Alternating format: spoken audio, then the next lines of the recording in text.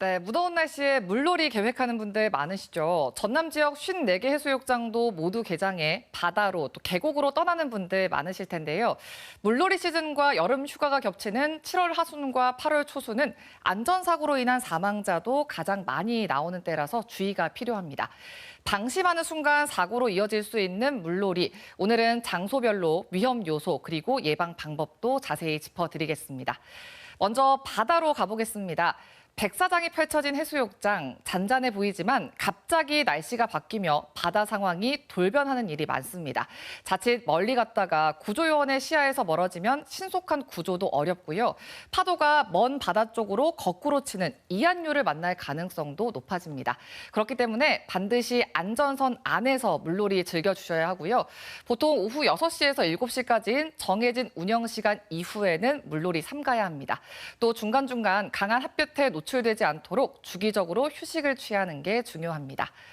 여름철 해수욕장에서 반갑지 않은 손님이죠. 해파리 주의하셔야 하는데요. 지난해에만 해파리 쏘임 사고가 4,000건 넘게 발생했고요. 올해도 이달 초부터 독성이 있는 해파리들이 전남 해역에서 관찰되고 있습니다.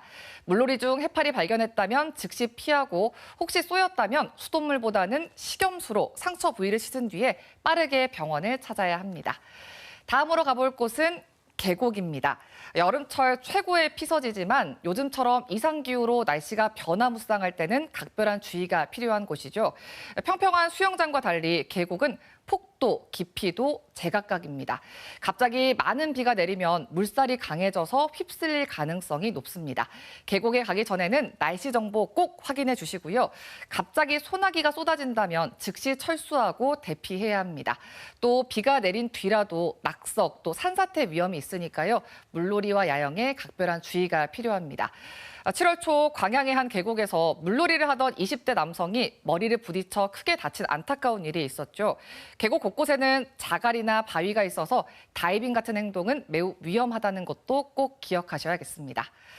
사실 바다든 계곡이든 특히 주의해야 하는 대목 바로 어린이와 고령자 사고입니다. 실제로 질병관리청이 지난 5년간 자료를 분석해봤더니요. 물에 빠져서 응급실에 온 환자 중 9살 이하 어린이가 약 30%로 가장 많았습니다. 어린이들은 물놀이할 때 항상 어른과 함께 해야 하고요. 구명조끼 착용 물론이고 떠내려가는 신발을 잡으려다 사고가 나는 경우 종종 있습니다. 잠금 장치가 있는 샌들을 신는 게 안전하다고 합니다. 또 고령화의 영향으로 어르신들의 물놀이 사고 많아지고 있는데요. 70대 이상은 물놀이 사고로 응급실에 왔을 때 절반 이상이 사망하는 걸로 나타났습니다. 특히 주의하셔야겠습니다. 마지막으로 휴가철을 맞아서 캠핑을 떠나는 등 야외에서 음식을 먹는 일 많아질 텐데요. 특히 주의해야 할 식중독입니다. 요즘처럼 고온 다습한 날씨에는 음식물 상하기 쉽습니다.